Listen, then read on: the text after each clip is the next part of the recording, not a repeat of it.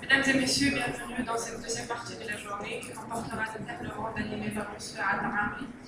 La première table ronde aura pour sujet les problèmes juridiques quant au déploiement de la 4G. Okay, so the presentation will be in English. Okay. So basically, we'll have I will organize this roundtable in 4 tracks.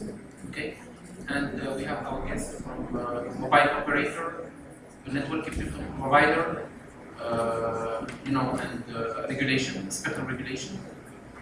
So each part will give, an answer to the question. Okay, so basically, we'll have several angles, and mobile operators will give their view regarding the issue and regulation, networking providers. Okay. So the first question will be a very general question regarding, the state of art of large band in Tunisia in terms of 3G, 4G. So would you like to explain what we have today? Okay, in terms of statistics, in terms of usage. Okay, and this question will be addressed to operators, network equipment providers, and regulators. So welcome the operators. So Mr. Akrout from Tunisiana, from Orange, and from Ericsson, okay, and Nizar from Tunisie Telecom, okay, and Madame Imen Ben Chaaben from National Agency of Spectrum Regulation. So this is the first question, the state of art of 3G and 4G. Okay. Yeah, I can start. Tunisiana has launched 3G last year, so mid 2012. We were the third and the last operator to have the 3G license with 2 years delay. So I would say that the expectation, I would say that we had much more expectations in terms of data usage than that we experienced because of this delay. We came the latest in the market, and the most problem that we are facing is the ecosystem. By that I mean the 3G handset capability that are not very available in Tunisia. The market in Tunisia, the market of the handsets is rather low cost, and I would say that it's very different than the Korean market, for example. And we have less than 10% of the handsets on our base that is 3G capable. This is the major drawback or the major problem that we are facing with 3G. Except that we are investing a lot, and we are targeting good coverage of the country. We reached 76% population coverage recently, which is 26% in square kilometer in geographical area. But in terms of population, it's already the majority of the Tunisian group.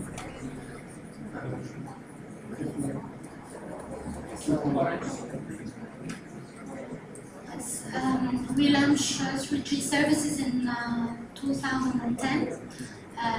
In May 2010, we were the first operator to have 3G license, and we launched service on 3G dongle, 3G dongle for mobile data. Our coverage is around, I'm not so sure, but I think it's around 89–90% 3G. And we have also the same problem that you already said about devices.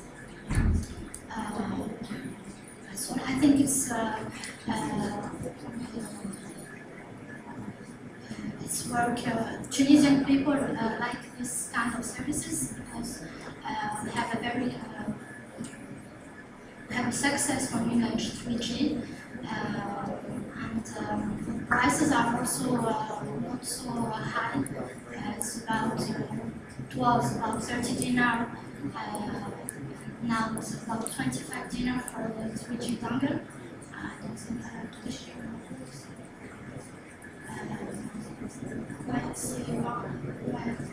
It's about 50 euro per month with a lot of data package. It's about 8 giga.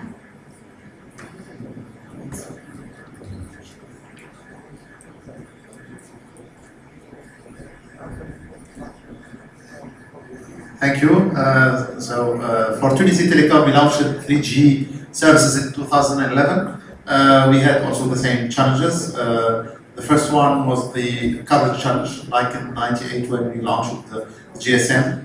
Of course, this challenge is more difficult because we are launching 3G in the 2.1 gigahertz, so it means the smaller cells. So it means that the coverage is less than GSM, which was launched in 998. Of course, people in Tunisia, like in Korea, they are impatient. So when we launch services and they are available somewhere, other locations or other neighborhoods request the same coverage, they request to have access to 3G as well. So we are striving to ensure that the coverage is as best as possible and that we cover all the population in the country.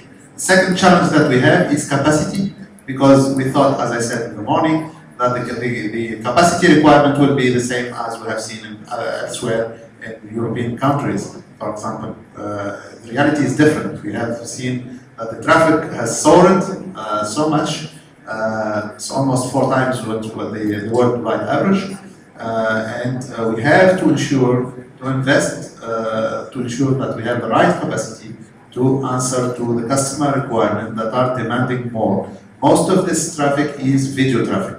I can tell you 40% of the traffic is YouTube only. So if you add up to this, the other video streaming sites, you can reach 60 to 65% video traffic on 3G. So handling video traffic is really a challenge for all mobile operators today. And finally, I joined my colleagues to say that the devices were a problem, because when we launched in 2011, 5% only of the phones on the networks were smartphones, 3G. And so we had to increase this percentage a little bit, otherwise there's no need of, no need to have 3G networks. So we had to subsidize smartphones in order to make sure that penetration grows up. And also we had to subsidize dongles so that people can access 3G on their devices on the move, on their PCs and tablets, etc., etc.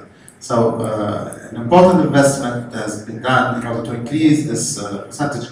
And today you can see that the smartphones are in the range of between 13 to 15% in the country all over. So this was done thanks to the efforts of all the 3 operators to have this ratio increased. Okay, so thanks, Nizar. So let's go to the heart of the track. Okay, the heart of the track is the spectrum management. Okay, spectrum management for 3G and 4G.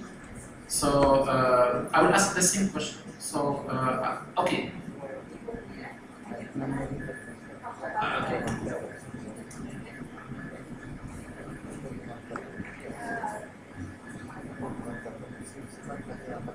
Yeah, during my presentation, I may give you some misconception about Korea, and I just presented the phenomenon here.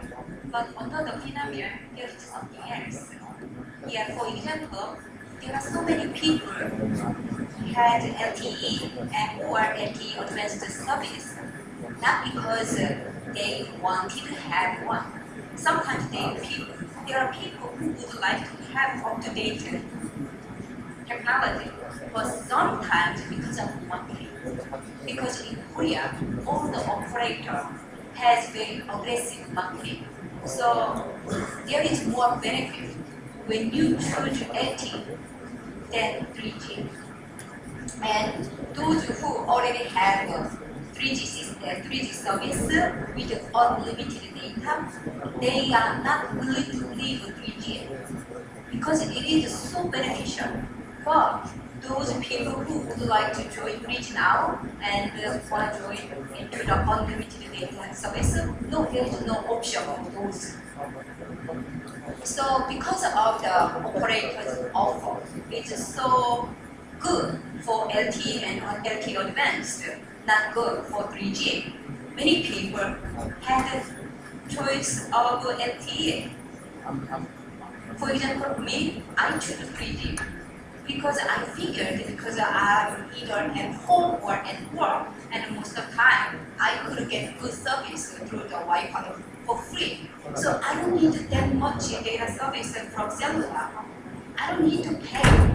So I choose 3G because I know the technology.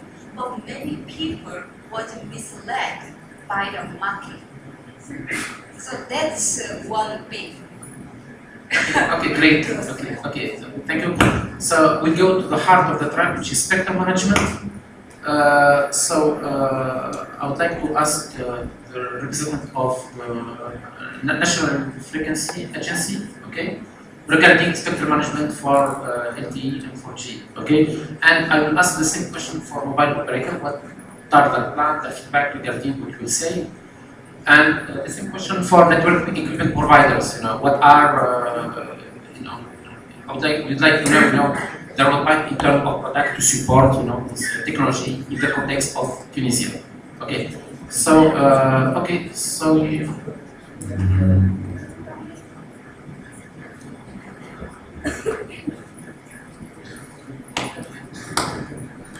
Donc, je vais parler d'abord des bandes candidates qui ont été mentionnées au niveau de la conférence mondiale de radiocommunication 2007. Donc, ces bandes vont à partir de la bande 450 mégas jusqu'à la bande 60 gigas. Mais nous, en Tunisie, nous avons retenu uniquement les bandes basses, c'est-à-dire nous sommes arrêtés à la bande 3500-3800. Donc, je vais vous montrer à partir des slides.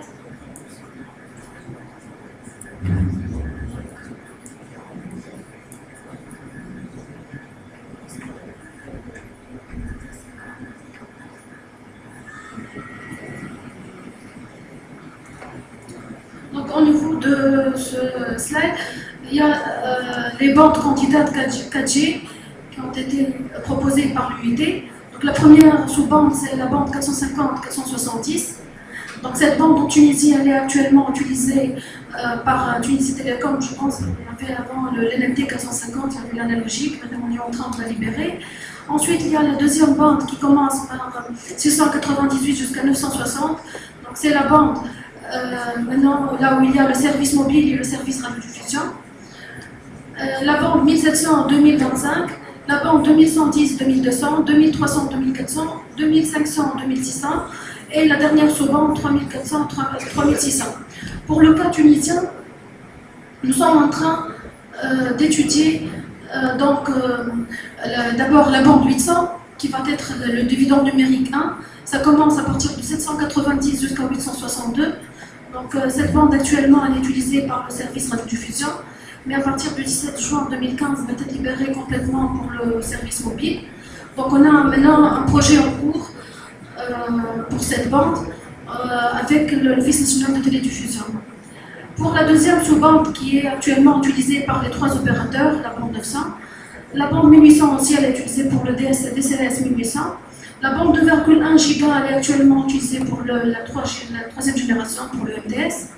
Et la bande 2,6 giga, elle est actuellement, c'est une bande candidate, mais maintenant elle est actuellement complètement utilisée par les organismes compétents. Et la dernière sous-bande, c'est la bande 3400-3600. Donc dans cette bande, nous avons 2 licences pour le WiMAX. La première licence, c'est la licence de Divona, actuellement c'est Orange.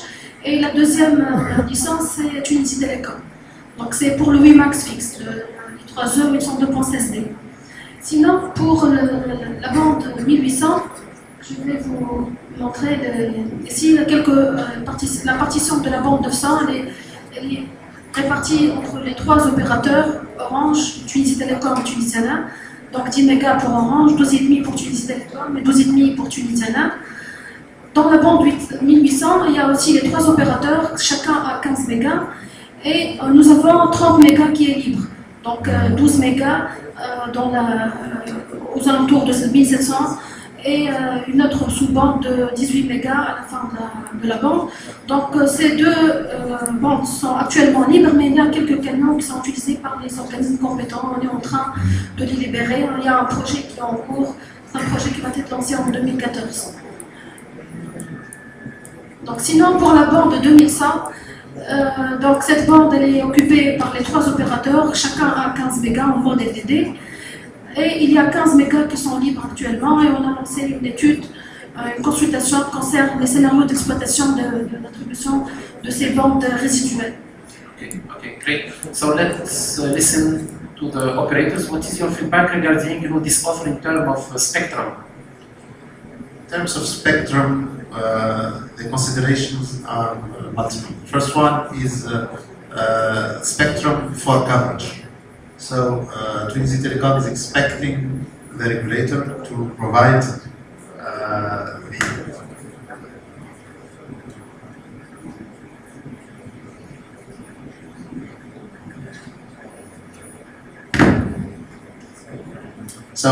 Tunisie Telecom is expecting the regulator to provide 800 megahertz band as soon as possible in order to provide coverage of LTE and high speed access to people everywhere in the country. 800 helps us to provide coverage everywhere, and this is related to universal services. It should be linked together. Okay, we have agreed recently. The state has agreed on a goal for universal services in order to use the funds of provided by taxes on operators for universal services, and this should be used for this purpose. The second point is that spectrum for us is a lever, un levier d'aménagement du territoire. It's a lever for providing providing a better distribution of services in the country. So the regulator should use the spectrum for that in order to incentivize operators to go in difficult areas and cover people that do not have access. Like for example, give bonuses for operators or reduce the cost of the spectrum in the difficult area. Thanks, Nizar. So, Tunisiana. I agree with Nizar in the sense that the day we will have to go to LTE and have coverage obligations or universal service obligations, we would rather prefer to have lower frequencies, the digital dividend. I would like to mention also that in case the frequencies will be free in 2015, since the country is not that wide, we need that the neighbors, Algeria and Libya, we need them also to free these frequency bands. Otherwise, the frequency will be interfered in more than half of the country, which does not make sense for rural area and for the universal coverage applications. So we need to be synchronized with our our neighbor countries. Otherwise, it does not make sense to have the spectrum free, and we cannot use it. Tunisiana is ready also to prepare for LTE 1800 megahertz band. So our spectrum strategy and our antenna strategy and deployment is compliant with 1800, but with a preference for the lower band for the rural coverage.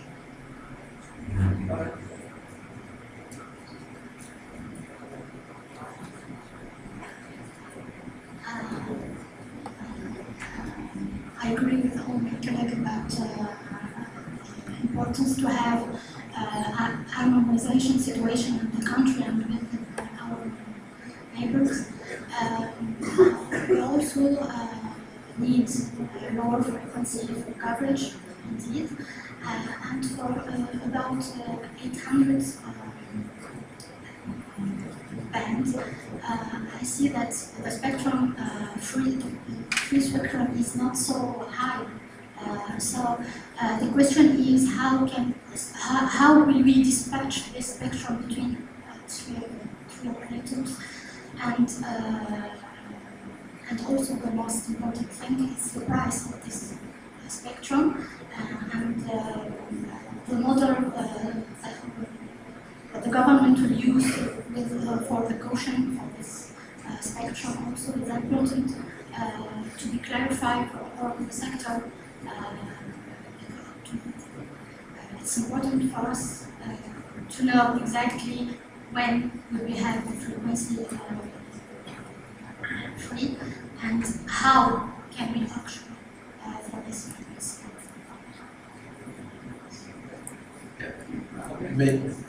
I would like just to say 2 words about this because I think all 3 operators have touched base on the most important aspects of it. I totally agree as a supplier that 800 band should be the first one to be available for a wide scale and lower cost deployment for LTE. Just wanted to say that 800 band is quite limited in terms of bandwidth, so it's important to plan also to have like 1800 band, for example, enough spectrum in order to add capacity and allow to go for a higher throughput in case it's not sufficient. Let's go. This is very interesting, the 800 band spectrum. So we switch to this, track. So I have a question to ask to network equipment provider, Mr. Zied Malouche, regarding the roadmap of Ericsson on this band. Okay. So this is the first question. The second question to Zied is, to give us an overview of international, state of the art regarding the use of this band. I know, for example, in France they start to use this band because France, this band was already used historically by analog television, okay, and this band is completely free because they switch to digital TV, okay, completely. Okay, so these 2 questions to Zied, okay. Sure, and thank you for that. I mean, first, regarding the roadmap, I think we don't have any problem today as suppliers to provide equipment and accompany our partners and operators in their deployment. May they choose, of course, to do it as soon as possible, and may the frequency will be free and licenses granted. So we don't see any problem. We have the products. We are already, as you said, deploying in all these bands in a lot of countries with a lot of operators in the EMEA region, that means Europe, Middle East, and Africa, where the spectrum is tiered and planned in the same way, in a coordinated way. Now, back to what we are experiencing in other countries. If you'd like to focus on France or in other countries, of course, 800 band in France is already free, as we have said, and it's free in a lot of other countries. Others are still working on it, but it will be free very soon. I would like to mention the Germany case, because Germany was even first to free this band, and the German case was very interesting because they have chosen to grant this band early in the process to the operators as an incentive to deploy in the rural areas and provide broadband through LTE, through 4G to users that are not, they don't have access to DSL by the fixed network. From this perspective, we have seen that it has been a big success in the way that a lot of sites now are being upgraded in terms of capacity, because the traffic is so high that they need to, for example, go for some advanced solutions like 4 antennas MIMO or sectorization, like 6 sectors per site, due to the high traffic and high uptake of the broadband offering. Of course, not everywhere, but in a lot of areas at least. In France, 800 band is being deployed because France, as you know, I mean, the launch of LTE has happened this year. So they started with 2.6 gig and 1800 band. For Bouygues, for example, they have chosen to reuse 1800 band because they have a lot of spectrum in this band, and they had the opportunity to use this band and reuse, for example, I mean, the antenna system and make it like simpler to deploy and faster. But all of them are looking at also deploying the 800 band. First of all, for coverage obligation reasons, but also for indoor coverage reasons, because 800 band, of course, as you can guess, it's a lower band and allows to penetrate more into the buildings, so provides a signal that is stronger than a higher band. So, Professor, do you have something to add regarding this topic? Yeah, regarding the 800 band. Yeah, one of the things that I just realized that Korea is Peninsula, so we don't have any neighbor country when we talk about the spectrum. So we could use the spectrum as much as we want. And one of the issues about the 800 megahertz band, I think when we introduce the LTE, we start from the beginning, we start with 800. So, and I think that the government aside this for the communications.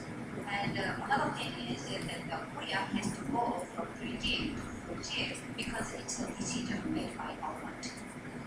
Because many contracts for 3G band is over, and the government is switching the usage for that spectrum for the LTE. So during my presentation, I mentioned that there was auction, and one operator, SK Telecom, put a whole lot of money to purchase better band for their service. But the LGU Plus couldn't afford, so they couldn't get much spectrum. But here I saw that somehow Tunisia kind of distribute more income to operator. But in Korea, it's business. So the company who's willing to pay more get wider and better revenues.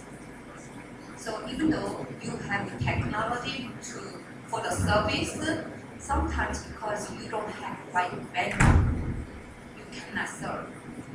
So I think that is why Korea is more competitive than Tunisia is. Yes, okay, so great. So the next question is that this band frequency is very expensive to drive. Okay, so there is a very big issue regarding sharing. Sharing will be a very efficient way to share this very expensive resource. So I have a question to the regulator here in Tunisia. So what is your strategy regarding sharing this band to the 3 operators? And I will ask the same question to the operators, the feedback what the best scenario they would like to see in terms of sharing. The same question will be asked to the networking provider, regarding their the products and the technology. So, okay, so please, regulator, your strategy in terms of sharing for this band. Yes. Just one thing. Yes. We start having small operators. They don't own spectrum, but they borrow the network of other operators like the SK Telecom 180. But they do have just a service with borrowing Yes. Right? Yeah, So it's one kind of sharing. yes, that's great. So is it possible to find this scenario in Tunisia? I mean that there is a frequency assigned to Tunisie Telecom and it can be bought by Tunisiana and Orange, so they can share, you know, this rare. The same. Yeah, the same segment. This band. Yeah, utilizing, yes. So a better and efficient use of the bandwidth. This is the question.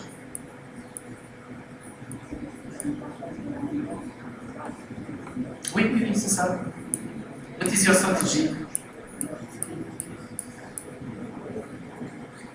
D'accord. Vas-y.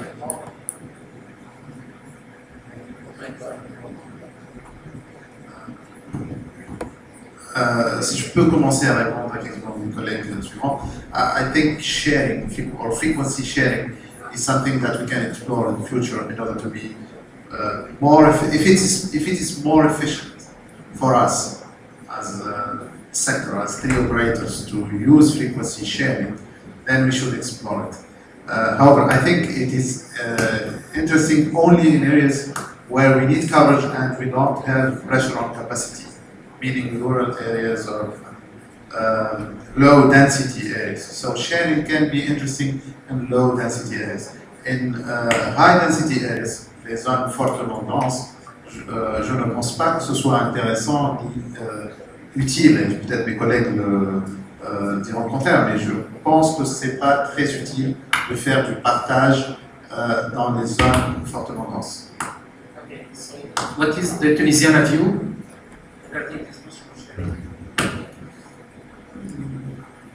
It seems that we're talking a lot about sharing since this morning. So infrastructure sharing, active equipment sharing, and now we're talking about frequency sharing. So this is maybe the most effective way to share everything. This is this must be accepted by the regulator, because today the regulator is not oriented for frequency sharing, but dividing the spectrum and selling the spectrum 3 times. Let's say it like that. So of course, if we have to deploy 4G, we will prefer to have our own frequencies and our own network in the dense area where we have a capacity issue, as Nizar stressed. But for coverage, rural and coverage deployment, why not to share part of the network up to the spectrum if the regulator can authorize it. The view of the processor is very interesting. So is it possible in the context of Tunisia that one operator owns part of the spectrum and borrow that to another operator? Is it possible, technically speaking, and for the regulation?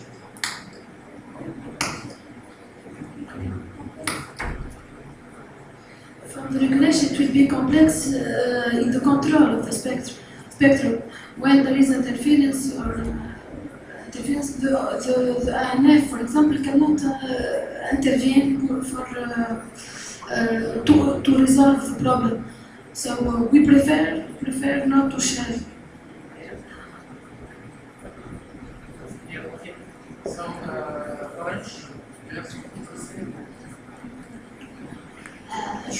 En fait, c'est après le partage du spectre, c'est une vision différente. En Tunisie, jusqu'à preuve du contraire, on est basé sur une concurrence par les infrastructures. Si on va jusqu'à ce niveau-là, en tout cas, et surtout dans les zones denses, la concurrence va se faire plus peut-être sur les services, sur les prix. C'est pas tout à fait le schéma politique qui nous avait été dressé. On a tous acheté des licences, on est allé dans cette voie. C'est vraiment un changement radical de trajectoire. Mais c'est fortement envisageable dans les zones peu denses, effectivement. Dans les zones où on aura une obligation de couverture dans le cadre du service universel, effectivement, c'est quelque chose qui peut être étudié et qui constitue un potentiel assez intéressant. Après, clairement, dans les zones denses, ou fortement denses, où la concurrence est assez rude, on a opté, en tout cas dans le modèle tunisien, une concurrence plus basée sur les infrastructures, et peut-être on peut aller jusqu'au partage des infrastructures actives Mais aller dépasser le cap vers le partage même des fréquences me semble un peu... Enfin, on n'est pas encore tout à fait prêt, peut-être. Oui, un peu compliqué, même si techniquement, je comprends. Tout à fait, vous avez bien raison. Donc on a écouté les deux. Sorry, we have switched to English. So since the arrival of 3G actually, and the sharing question has been on the table because of the cost of deploying, because of the spectrum that was very high for 3G, and operators were really stuck into going further than the urban and suburban areas to cover, and they were just gathering and looking at solutions for lower cost deployment. That is where the idea came from. Up to today, I mean, we came to a lot of sharing techniques. I mean, whether it is for 3G, 2G, or 4G, we can share in a different way. We can offer to operators to share, provided, of course, the regulator allows for it. Spectrum, sites, active or passive. That means we only share the equipments, but we don't share any functional aspect or spectrum aspect. You can share, for example, the site, share maybe the antenna, share the masts, but not share the equipment, the base station. You can share then further maybe the base station and the controller, but don't share the spectrum. Then step forward is to share the spectrum, as said Nizar, in an area where there is no need for capacity, and we don't want to let's say, lose power and spectrum for nothing.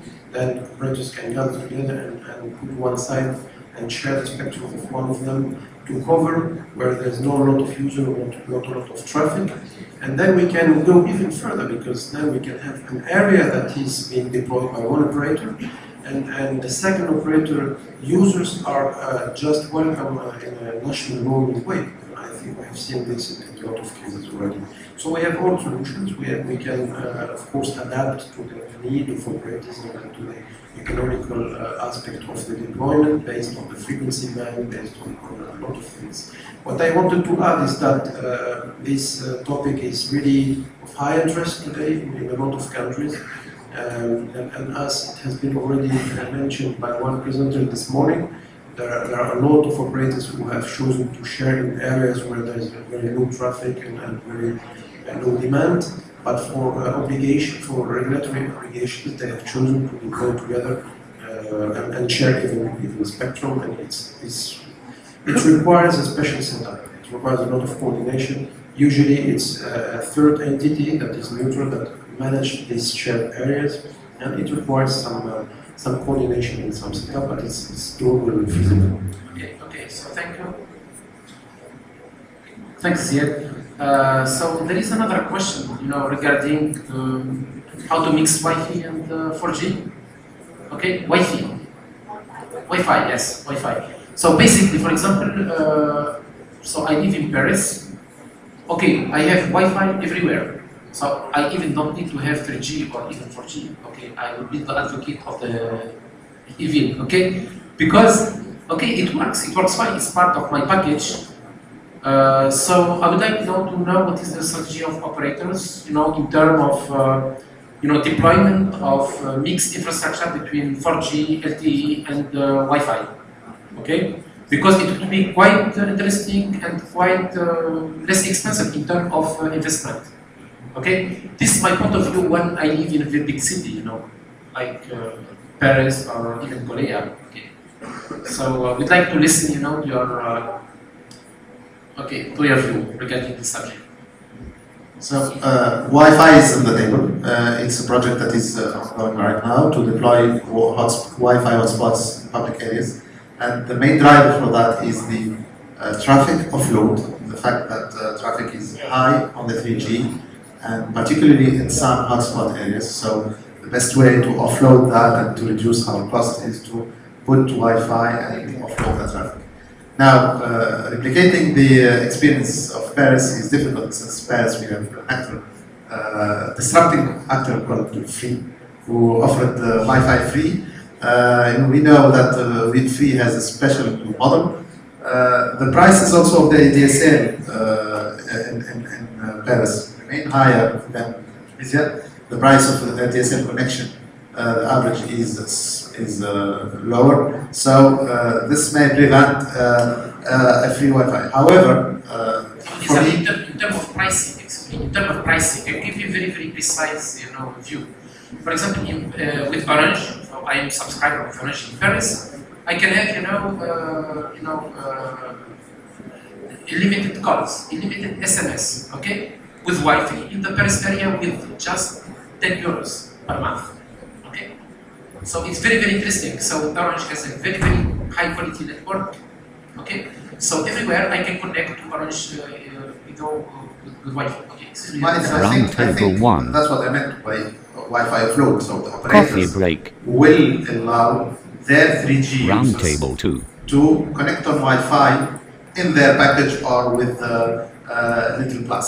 So that will happen. I think we will follow the same model. Okay, but the other model, which is the free model, is something more disruptive, which is having the ADSL boxes enabling free Wi-Fi to everyone. So this is something that is strong, okay, and the economic model can be discussed.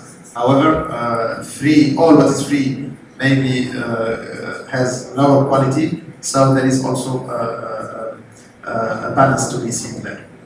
Just to be complete, so a lot of the other persons, they say they have bad quality. I'm a customer of free. Okay, it works great. So I pay just 35 euros per month. They have a very good network, But I understand that the other operator, they say it's bad quality, etc. Because free break the prices, they break the model of operators. Okay, they create the competition, And I'm very happy, to have free in France. It's an interesting model to follow very closely. Yes. Okay. Vous avez parlé du quatrième opérateur en France, le Free, mais c'était en fait l'objectif c'était la stratégie d'État pour faire jouer la concurrence et tout. C'est-à-dire c'était le premier objectif, c'est les prix. Mais dans le cas tunisien, on a fait une étude sur la possibilité d'introduire un quatrième opérateur, mais normalement, après l'étude, on ne devrait pas. Le marché tunisien ne supporte pas le quatrième opérateur. C'est pas le cas. Okay, so I have a question to Professor. So you mentioned in your slides, the use of Wi-Fi and LTE. So my question is, what is the split between the traffic supported by Wi-Fi and LTE? Is it 50-50, 40-60, or okay? What is your feedback? Well, I think that the theme is quite different in Korea. And Wi-Fi, I said we have 3 Wi-Fi zones, which means you are free to use Wi-Fi. You don't have to pay anything at all. So it's more like a kind of a service to your customers. When I presented all the number for the Wi-Fi was installed by operators, I didn't count the APs by private homes or APs by companies, APs by campus. I didn't count. All those numbers was installed by operators in terms of service extension without charging any fee at all. But those free Wi-Fi zones are available to their customers, not everybody. So right now I'm using the LG Cross, then I could use AP supplied by LG. And if you are a subscriber of SK Telecom, then you could use AP installed by SK Telecom. So that way, because all the operators try to build their Wi-Fi network better, because that way they could get more customers. It's kind of extension of their service, so there is no charging. And another thing is, Wi-Fi use unlicensed band, so they don't pay for the spectrum. So basically, they don't have to pay. Even though when they install Wi-Fi APs, they need money, but compared to LTE, it's nothing. And actually in Korea, we are talking about LTE over unlicensed band. And then we are talking about charging fee for LTE service over unlicensed band. Because a few months ago, SK Telecom paid a whole lot of money to get better spectrum. But unlicensed band, they use it for free. This is for the public. Unlicensed band is for the public. Then they charge it. It's kind of against to the philosophy of spectrum. Okay. So there might be some minimum basic charges for using it, but not based on the amount. Okay. Just in my opinion. Okay, so thank you very much. I have another question, because when we have a lot of bandwidth in the air, okay, that's fine, we have very nice equipment. The problem can be the network, the backbone. This question I asked to Telecom, Tunisiana, regarding the backbone. What are the investments in terms of backbone? What are the investments in terms of international connections? Because the bottleneck will be the international connections. Even you can have the best throughput around the air, if you don't invest, in international connections, you will fail. Okay. So Adel can respond to this question. Thank you. Yeah, thank you for the transition, because I was about to talk about the backhauling cost. That is not for the free in case of Wi-Fi. This is not made for the operators. So even if I understand that the Wi-Fi can be offered for free for the customers because it's offloading the 3G network, so we will pay less licenses on 3G or LTE network. And we will offer better customer experience. So that's a retention, kind of retention for the customer. But still there are some costs about backhauling that is not negligible. And to answer Adel's question, yes, we have cost. Microwave is cost for equipment and frequency fees. Backhaul is a lot of cost. Server is costly in Tunisia, and international bandwidth is rare. And today in monopolistic status, so today it's very expensive. Those things do not facilitate massive rollout for Wi-Fi. But still, Tunisiana is thinking for that in the future. We think it will come despite these difficulties.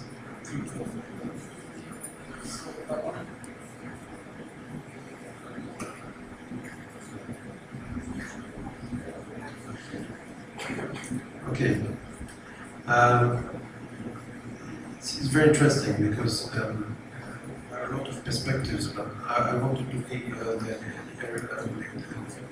equipment perspective and the supplier perspective. I mean, Wi-Fi is a complementary technology. It's, as we said, unlicensed, so the operator cannot have control or full control on the quality of service. This is the thing that everyone admits. So, however, it's a very good solution, and we are, as a supplier, supporting our partners to fill the gap where there is congestion, for example, and give possibility to users not to lose totally the connection. Okay. But the data will go through either 3G or Wi-Fi or 4G at the end of the day. And as the backhauling and the international connection will be the same because the user is asking for it, and there is a need behind. So it's a good way to keep the user satisfied when he's in an area where it's very congested. And why not? I mean, it needs to be deployed to increase the satisfaction of the customers. So, and from this perspective, we are encouraging and providing all solutions that are available to me. We are even doing further than that. We are trying to make the quality of experience of the user even better, despite the fact that the spectrum is unlicensed, in a way that we are trying to manage the mobility between the switch between the 3G, 4G, and Wi-Fi to make it the smartest, the smarter possible, not to let's say lose the opportunity for the user to connect to the best. And we are striving to make it optimal from this perspective by coordinating both Wi-Fi and radio together. Okay? And this is very important because then the user even he experiences a good traffic, a good throughput, and good latency on the 3G, he stays there, or he finds out the Wi-Fi is better than 3G or 4G, and then he moves to Wi-Fi. And this way, he will be always keep satisfied. Wi-Fi is not unlicensed in Tunisia. Maybe you have to double check with our frequency. Okay, Nizar, do you have something to add?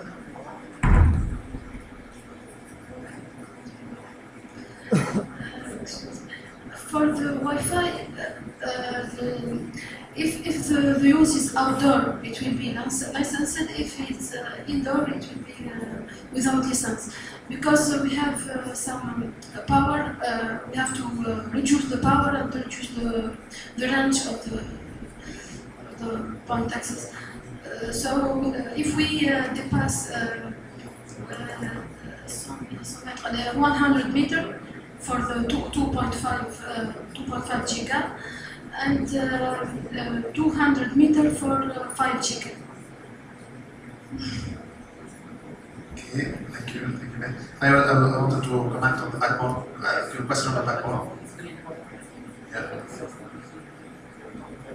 So now the backbone in Tunisia, the domestic backbone, is based on fiber optic everywhere in the country and very high capacity routers. So today the backbone is capable of supporting additional traffic, and we can add capacity on the fly when the traffic increases.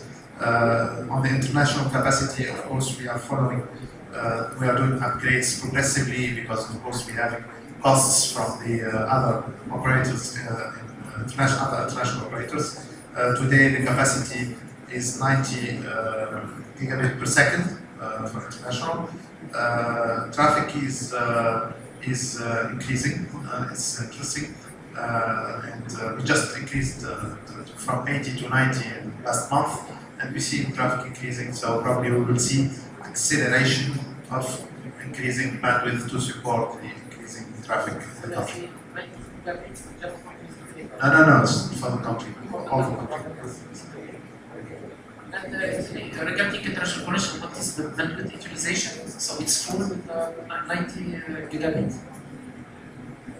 Yeah, we are leasing something like 10 gigabit per second from Telecom, and it's not full yet, but it's challenged. So I think we are expecting doubling every year the capacity. That's why we have a project, a common project with Orange for rolling out a new sea cable between Tunisia and Europe, because I think the monopolistic situation is not good for the country, and besides this will add more resiliency to the country as a whole. We can have a backup from both 2 or 3 operators, from corporate customers or even for us. Okay, so thank you very much. Do you have something to add for the wrap up to end up the session? It's okay? Thank you for all the participants. Thank you.